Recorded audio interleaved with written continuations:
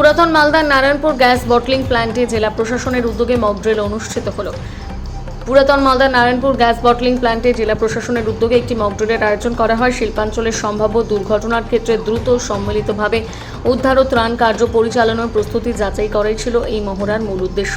এই মক ড্রিলে উপস্থিত ছিলেন অতিরিক্ত জেলা শাসক অনিন্দ্য সরকার। এছাড়া অংশগ্রহণ করেন জেলা পুলিশ প্রশাসন, কিউআরটি টিম, স্বাস্থ্য দপ্তর, ফায়ার ও ইমার্জেন্সি সার্ভিসেস এবং অন্যান্য সংশ্লিষ্ট দপ্তরের আধিকারিকরা।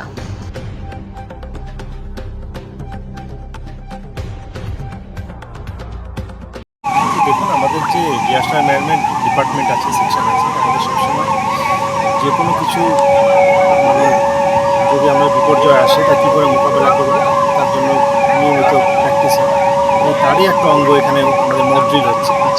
আমরা একটা এরকম সিচুয়েশন হচ্ছে, যদি কোনো জায়গায় আমাদের, যেমন এখানে আমরা ক্রায়োসেল সংস্থা আছে, যদি কোনো এরকম ইস্যুস হয় যেখানে হয়তো প্রাথমিকভাবে কোনোখানে যখন আগুন লাগে বা কিছু হয় বা কেমিক্যাল ডিজাস্টার হয়, এখানে আমরা কেমিক্যাল ডিজাস্টারেরটাই একটা দেখছি যে লিকেজ হয়েছিল আছে। এখানে যে ইন্ডাস্ট্রি আছে ওনারা নিজেদের যে ফায়ার ফাইটিং ইকুইপমেন্টস ওটা দিয়ে আগে কন্ট্রোল করার চেষ্টা করে, তারপরে যদি কোনো ইস্যুস হয় ওরা যদি কন্ট্রোল করতে না পারে ওনারা ডিস্ট্রিক্ট ম্যাজিস্ট্রেটকে জানান। ডিস্ট্রিক্ট ম্যাজিস্ট্রেট ওখান থেকে আমাদের একটা ইউনিফাইড কমান্ড গঠিত হয়, সেখান থেকে আমরা বিভিন্ন যে আমাদের এজেন্সিজ আছে তাদেরকে আমরা খবর দিই।